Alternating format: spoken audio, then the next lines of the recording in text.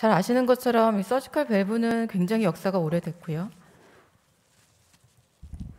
또 진화의 진화를 거듭하면서 이렇게 뉴 제너레이션 굉장히 좋은 밸브들이 많이 나왔습니다. 더 이상 뭐 이제 트랜스카테터 밸브 임플란테이션도 뭐 새로운 얘기가 아닌 게 되었죠. 그래서 지금은 이제 뭐 에이지가 아직도 중요한 팩터긴 하지만 에이지보다는 다른 여러 가지 팩터들을 고려해서 쉐어드 디시전 메이킹 하는 것을 그 밸브 셀렉션의 중요한 요소로 생각하고 있습니다. 그래서 이미 2000년대 초반부터 미국에서는 이제 메케니컬 밸브에 비해서 티슈 밸브를 선호하는 현상들이 생기게 되었고, 특히 나이가 많은 환자들뿐만 아니라 이렇게 젊은 환자들에서도 점점 티슈 밸브를 선호하는 그런 트렌드를 보이고 있습니다. 우리나라에서도 보시면 전체 이제 밸브 리플레이스먼트가 증가했기 때문이기도 하지만 환자 나이가 증가하면서 점점 티슈 밸브 사용량은 늘고 있고요. 이미 2015년도에 이후부터는 이제 크로스오버 되는 것을 보실 수가 있고, 그렇지만 아직까지는 우리나라에서는 이제 그 나이가 굉장히 중요한 팩터로 생각이 돼서 60대에서는 아직까지는 메케니컬 밸브를 더 선호하는 것으로 생각이 됩니다. 그렇지만 이제 타비가 이제 뭐 잘 아시는 것처럼 리스크나 에이지가 점점 감소하고 인디케이션이 익스텐전되고 있고요. 이제 가이드라인도 이렇게 이노퍼러블이나 하이리스크 환자에서 이런 벌룬 스펜더블이나 셀프 스펜더블의 로우 리스크 트라이얼들이 굉장히 성공적인 그런 좋은 결과들을 보이면서 이렇게 가이드라인은 굉장히 급격하게 변화를 하고 있습니다. 그래서 5년이 채 안 되는 사이에 이렇게 가이드라인이 바뀌었는데, 제가 알기로는 이런 그 의학 쪽에서 가이드라인이 이렇게 빠른 시간 내에 급격하게 바뀐 거는 굉장히 획기적인 게 아닌가 이렇게 생각이 됩니다. 그래서 그러면 과연 이런 롱텀이 정말 컨펌이 된 것인가에 대한 의문을 가질 수밖에 없는데요. 특히 이제 젊은 나이의 환자들에서 타비를 하는 경우에 굉장히 이 리스크 팩터나 에이지가 줄어들고 있기 때문에 여러 가지 이제 뭐 챌린징한 것들이 있습니다. 바스큘러 컴플리케이션이나 특히 아까 이미 다 말씀하신 것처럼 팔베블 리키지, 그리고 컨덕션 디스터번스가 어떤 영향을 나중에 미칠지, 또 바이커스피트 에어티 밸브하고 관련된 것들이나 특히 이제 듀러빌리티에 관한 이슈가 아직은 컨펌이 되지 않은 것으로 생각이 되고요. 가장 이제 서전한테서 중요하게 생각하는 것이 이제 서지컬 밸브와 비교해서 과연 이런 스트럭처 밸브 디테리어션이나 넌 스트럭처 밸브 디테리어션, 그 듀러빌리티에 관한 것들이 이슈가 가장 관건이라고 생각이 됩니다. 고용욱 교수님이 잘 말씀해 주신 것처럼 밸브 디제너레이션에는 스트럭처 밸브, 그러니까 밸브 자체의 문제로 리플렉 캐시피케이션이나 테어링이 일어나서 생기는 경우하고, 넌 스트럭처 밸브 디테리어레이션, 결국 밸브 자체의 문제보다는 파라밸브럴 릭이나 엔도카다이티스, 트롬보스 같은 것으로 이제 재수술이나 재시술하는 경우가 있는데, 지금 이제 타비에서 주 이슈는 이제 스트럭처 밸브 디테리어레이션을 주로 중점을 주고 있는 것 같습니다. 그렇지만 듀러빌리티를 결정하는 것은 이 non structural valve deterioration도 역시 마찬가지로 중요하다는 것을 말씀을 드리고 싶고요. 티슈 밸브도 굉장히 여러 가지 타입이 있습니다. 그래서 저희가 이제 수술에 이제 사용하는 일반적인 서지컬 밸브라고 하면 스텐티드 폴사인 또는 페리카드 밸브가 일반적이고요. 트랜스카테터 밸브들도 굉장히 좋은 밸브들이 이제 많이 개발이 돼서 나오고 있습니다.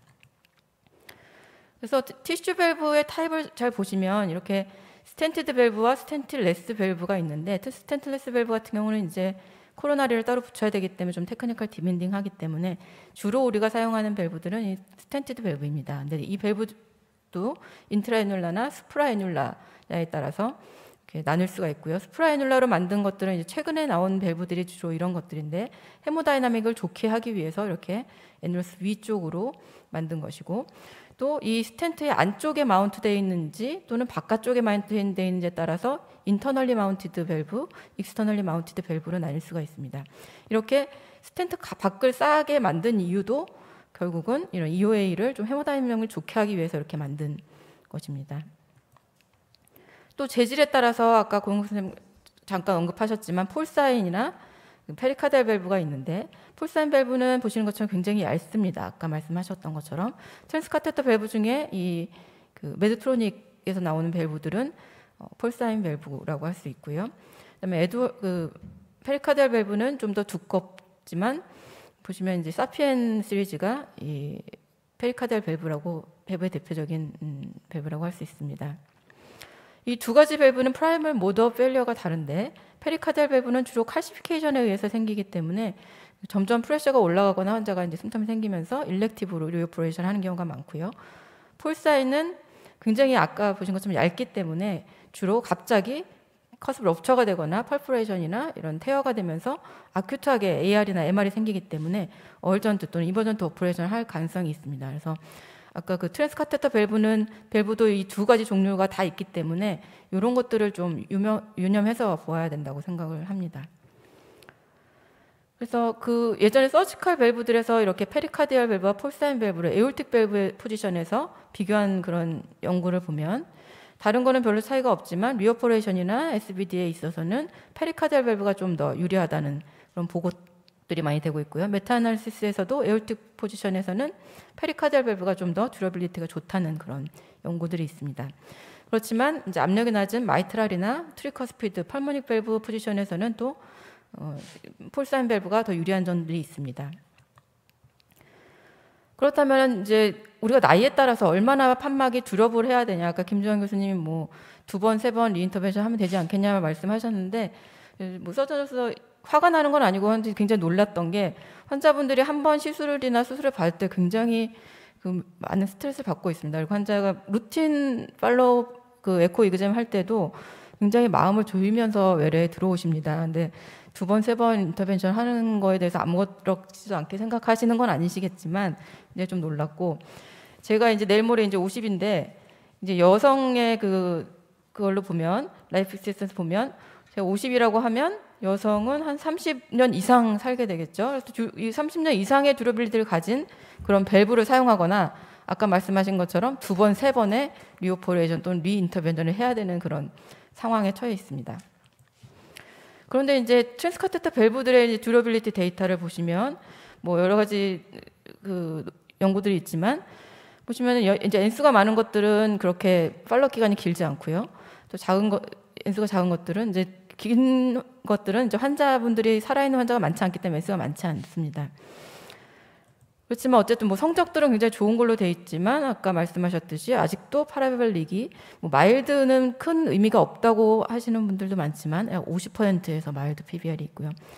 또 이제 그 5분의 1 정도에서는 모더레이트 시비어 파라벨릭 리키지가 있는 것을 확인하실 수가 있고 또 다른 서지컬 밸브와는 달리 이런 그 탑이 밸브만의 그런 여러 가지 특성들, 네이티브 밸브가 남아있다는 거, 그리고 크램핑이나 언더 익스펜션, 오버 익스펜션 할 수 있다는 거, 이런 것들이 결국은 그 리플렛의 메케니컬 텐션을 증가시켜서 결국 디제너레이션을 더 빨리 일으킬 수 있다라는 것입니다. 아까 뭐 벤치 테스팅 얘기를 하셨지만 인비트로와 인비보의 상황은 다를 거라고 생각이 듭니다. 그래서 특히 이제 CT를 찍어 보면은 이 크로스 섹션을 보면은 이렇게 서큘러한 부분이 있는 부분도 있지만 대부분의 이렇게 넌 서큘러한 부분들이 많이 발견이 되고 있고요. 이 서지컬 밸브의 23년 만에 이제 그 익스플란트한 밸브인데 칼시피케이션 굉장히 심하지만 그 인테그리티 서큘러가 굉장히 잘 유지되고 있는 것을 보실 수가 있는데 오토피시에서 이제 나온 이 타비 밸브 보시면 굉장히 찌그러져 있고 이렇게 코압테이션이 제대로 안 되면 결국은 디제너레이션이 일어날 수 있다는 것을 시사를 하고 있습니다. 이걸 아까 그 보셨던 벤치 테스트라서 다시 보여드리지는 않겠고요. 그래서 얼리 디제너레이션 있는 케이스들이 많이 보고가 되고 있고 특히 이렇게 이레귤러하게 펴지면서 에이시메트릭하게 칼시피케이션 생기는 경우들도 있습니다. 아까 말씀하신 것처럼 서브클리니컬 밸브 스롬보시스 때문일 수도 있을 거라고 생각이 드는데요. 뭐 조직학적으로도 보시면은 굉장히 좀 이런 콜라겐 파이버가 디스럽션 된 것을 확인하실 수가 있고요. 또 서지컬 밸브와는 다르게 유니크하게 이제 탑에서만 있을 수 있는 그런 문제점들이 있는데 레이트 엠볼라이제이션이나 LVOT나 에올타 쪽으로 엠볼라이제이션 될 수 있고 또 CPR 후에 이렇게 오토피시한 결과에서 컴프레션 되는 그런 것들도 볼 수가 있습니다. 그래서 듀러빌리티에 대해서 뭐 어느 정도 아까 6년, 8년, 10년 데이터까지 말씀을 하셨지만 대부분이 올드에이지 환자들입니다. 그런 환자들은 디제너레이션 잘 일어나지 않습니다. 그래서 렐러티블리 영 테크놀로지고 또 그 환자들의 파퓰레이션이 나이가 많고 대부분의 그 전에 돌아가신 환자들이 많고 남아있는 환자들만 한 거기 때문에 듀러빌리티를 컨펌하기는 좀 어렵지 않나라고 생각이 듭니다. 그래서 이제 내과 선생님들이 그 전에는 관심도 없던 이제 스트럭처 밸브 디제너레이션의 그 데피니션을 계속 이제 뭐 만드셨습니다. 그 전까지는 사실 이런 히스토리컬한 데피니션들이 있었지만 굉장히 뭐 이렇게 뭔가 스탠다드이즈 되지 않다는 거는 그만큼 관심이 없으셨다는 건데요. 결국은 이제 서전 입장에서는 스트럭처 밸브 디제너레이션은 리오퍼레이션. 왜냐하면 우리가 MR 리페어하고 리커한 경우는 사실 그 리커런트 프리덤 프롬 리커런트 레이시나 리오퍼레이션은 다를 수 있습니다. 메디컬로 끌 수 있기 때문에. 근데 이제 AS에서 우리가 수술하고 디제너레이션이 오는 경우에 프레셔가 올라가거나 증상이 생기기 때문에 거의 리인터벤션, 리오퍼레이션 필요합니다. 그래서 결국 이제 임상적으로 의미 있는 것은 리인터벤션을 하는 것이 결국은 이런 듀러빌리티를 나타내는 거라고 생각을 하고 있었는데 여러 가지 이런 데피니션들을 만들면서 굉장히 뭐 롱텀 팔로업 했더니 이게 굉장히 좋다라는 말씀들을 하셨습니다. 로션 트라이얼 좀 보겠습니다. 아까 이미 다 말씀하셨기 때문에 뭐 말씀드리면 이 두 가지를 이제 비교를 한 건데요. 아까 말씀드린 것처럼 이 그 트랜스카테터 밸브는 한 가지 밸브를 사용을 했습니다. 코어 밸브 사용했고 뭐 다양한 사이즈가 있지만 서지컬 밸브 타입을 보시면은 여러 가지가 혼재되어 있습니다. 수프라에눌라, 인트라에눌라 또는 뭐 익스터널리 마운티드, 인터널리 마운티드 여러 가지 사이즈 그리고 폴사인 페리카르디얼 밸브가 다 포함되어 있습니다. 굉장히 헤테로제네스한 이런 것과 굉장히 호모제네스한 그 한 가지 밸브를 비교를 하였고요. 보시면은 뭐 당연히 수프라에눌라 밸브가 더 헤모다이나믹하게 좋을 수밖에 없고 그렇기 때문에 SVD는 훨씬 더 좋은 것으로 나타나고요. 그다음에 그렇지만 바이오프레스 밸브 페일리어는 결국은 뭐 두 군간 차이가 없고 넌 스트럭처 밸브 디테리어레이션도 파라밸브 리키지가 20.9%지만 결국은 ppm을 같이 뭐 상쇄시키다 보니까 두 군간의 차이가 없는 것처럼 보이게 이렇게 나타났습니다. 그렇지만 여러 가지 리미테이션이 있는 게 아까 말씀드린 것처럼 여러 가지 종류의 서지컬 밸브와 수프라에눌라 타비 밸브를 비교를 한 거이고 에코로만 이제 CT 사이징이 아니라 에코 베이스 사이징을 했는데 이것도 코올랩에서 한 것이 아니라 각각의 기관에서 측정한 것을 이제 어세스한 거고요. 또 애누럴 엔라지먼트 테크닉을 사용한 환자는 포함이 되어 있지 않고 6년 동안 팔로우했다 그러지만 실제로 6년 동안 남아있던 환자들은 몇 명 되지 않았다는 그런 단점이 있습니다. 이제 벌룬 익스펜더블 밸브에서 보시면 뭐 이제 벌룬 익스펜더블 밸브로 탑의한 환자들에서 뭐 N수는 많지 않지만 스트럭처 밸브 디테일이 있었던 환자와 없었던 환자를 비교한 것입니다. 리스크 팩터를 봤더니 뭐 밸브 사이즈, 특히 이제 퇴원 전에 AVA가 가장 중요한 팩터로 나왔습니다. 이 얘기는 무슨 얘기냐면 결국은 다른 것보다는 밸브 사이즈나 그런 그 환자 원래 갖고 있던 밸브 그 애누러스 사이즈가 굉장히 중요하다는 것을 시사한다고 생각이 들고요. 이거는 그 하이리스크 아닌 환자들에서 그 사바 테버 비교한 것인데 그 프로펜시티 매칭을 통해서 두 군을 비교하였을 때 보시는 것처럼 이제 그 퇴원할 때는 민 프레셔 그레디언트가 11.9로 통계학적으로 의미 있게 타복음에서 더 좋은 것을 보여주지만 6년 동안 팔로우를 했더니 민 프레셔 그레디언트가 세버그는 굉장히 스테이블하게 11로 계속 잘 유지가 되는 거에 비해서 테버그는 14로 굉장히 뭐 여기서 두 군간을 비교하면 통계학적으로 의미 있는 차이는 보이지 않지만 이 변화를 보시면은 얼마나 그 타버 밸브가 점점 프레셔 증가하고 있는지를 볼 수가 있습니다. 파라밸브 리키지도 뭐 통계학적으로 의미는 없지만 마찬가지였고요. 서바이벌은 세버가 결국은 또 롱텀하게는 더 좋은 것으로 이렇게 발표를 했습니다. 이건 이제 서지컬 밸브 이제 10,000명이 넘는 환자들에서 이제 굉장히 오랫동안 모은 데이터이기 때문에 뭐 항상 듀러빌리티 얘기할 때 그 타비 밸브가 퍼스트 제너레이션이기 때문에 그렇다. 뭐 퍼스트 제너레이션에서 듀러빌리티 이렇게 얘기를 하시지만 사실 서지컬 데이터도 이런 오랜 그 퍼스트 세컨드 제너레이션 같이 포함된 데이터들이 다 축적된 결과입니다. 보시면은 나이에 따라서 이런 디제너레이션 차이를 보이는데 80세 이상에서는 거의 디제너레이션이 일어나지 않습니다. 물론 이제 돌아가신 환자들이 많아서 그럴 수도 있지만 그렇지만 60세 이상부터는 이런 차이를 보이게 되고요. 60세 미만에서는 굉장히 SDBD가 잘 일어나는 것을 보실 수가 있고 특히 이제 예전에 그 수술받거나 캐비지 같이 받았던 환자들 많이 포함되어 있는데 보시면은 뭐 익스플란트나 뭐 스롬보스 엔도카르디스 밸브 디스펑션 10% 미만입니다. 페리카델 밸브이기 때문에 주로 스테노시스나 칼시피케이션에 의한 디제너레이션이 많은데 70세 이상에서는 그렇게 많지 않고 60에서 70세까지는 그래도 꽤 많은 환자에서 스테노시스 보이고요. 특히 여기서 이제 눈여겨봐야 될 것이 이 구간입니다. 잘 보시는 것처럼 한 5년까지는 거의 세 군에서 모두 디제너레이션 별로 일어나지 않는 것을 볼 수 있는데 5년에서 10년이 지나면서 이 차이가 점점 벌어지기 시작하고 10년이 지나게 되면 굉장히 급격하게 디제너레이션이 일어나는 것을 확인하실 수가 있습니다. 타비 밸브에서도 마찬가지의 그 트렌드를 보이는데 보면은 점점 이 프레셔가 증가하는 것을 보실 수가 있고 특히 이 5년에서 한 10년 사이에 이렇게 급격한 디제너레이션이 보이기 때문에 지금 데이터 나온 거가 굉장히 좋다고 해서 그 이후에 계속 잘 유지되라는 그런 거는 개런티 할 수 없을 것 같습니다. 젊은 환자에서 타비했던 케이스 하나 보여드리면 73세 남자 환자였고 2년 전에 타비를 타병원에서 받고 환자가 숨이 차서 저희 병원 내원하 있습니다. 핫블락이 보였기 때문에 페이스메이커를 임플란트하고 에코를 봤더니 프레셔가 증가되어 있고 T에서도 밸브가 시커닝 되어 있고 파라비알 리키지가 있어서 시트를 시행했는데 보시는 것처럼 밸브가 굉장히 두꺼워져 있고 여기 수도 에너리즘이 이제 에올타 쪽에 관찰돼서 수술을 했습니다. 2년 만에 환자 내원한 것인데 보시면 굉장히 디제너를 심하고 그 이레귤러하게 익스펜션 된 것을 확인하실 수가 있습니다.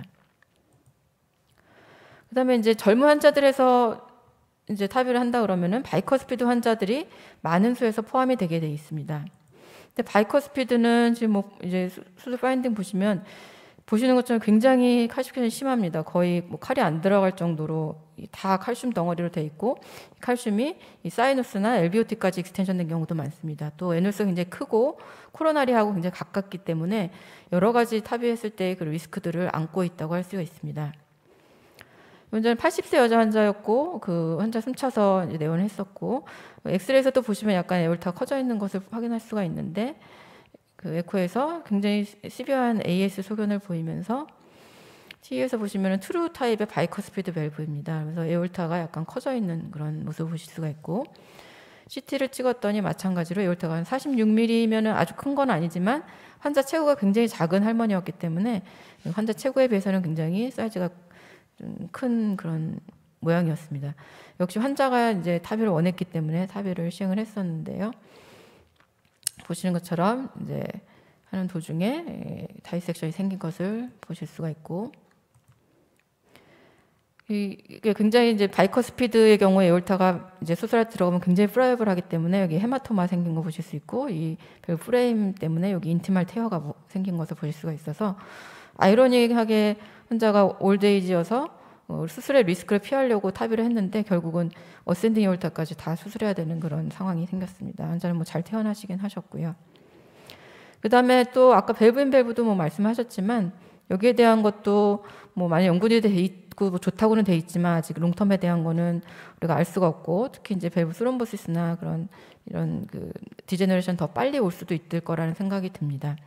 또 가끔 이렇게 이제 시퀀셜로 들어가 있는 것들을 뭐 심심찮게 볼 수 있는데요.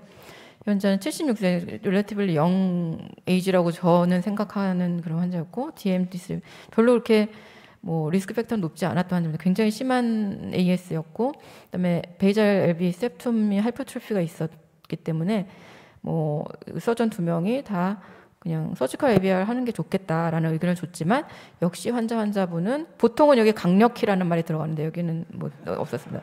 타비 원한 상태였기 때문에 타비를 시행하셨고 환자는 잘 퇴원했습니다. 퇴원했는데 3일 만에 응급실로 환자 카디악 어레스트로 와서 ECPR을 하면서 이제 인터벤션 봤더니 코로나리가 막혀 있어서 환자는 뭐 이제 회복이 안 되고 사망하신 그런 케이스입니다. 그래서 자 보시는 것처럼 라이프 익스펙턴시가 점점 늘어나고 있고 우리나라는 뭐 OECD 에버리지보다는 또 훨씬 높은 그런 기대 수명을 갖고 있습니다.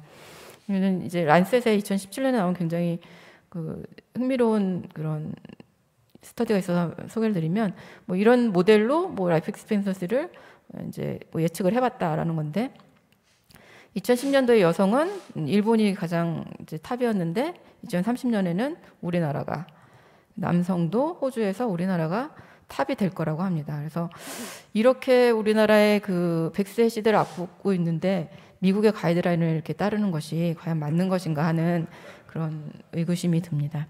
그래서 뭐 여러 가지 좋은 데이터들 보여주시고 탑이 저도 굉장히 이제 많이 발달하고 저희가 보낼 때 이제 예전처럼 마음 졸이지 않고 편하게 저 옆에서 수술하면서 기다리는데 그렇지만 아직까지 이런 롱턴 듀러빌리티에 대해서는 좀 의문점이 있고요. 아까 말씀하신 여러 가지 그런 바이커스피라든지 코로나리 아세스라든지 그런 컨더션 디스터번스가 어떤 영향을 미칠지에 대해서는 좀 더 클래리파이 돼야 되지 않나 이렇게 생각됩니다. 경청해 주셔서 감사합니다.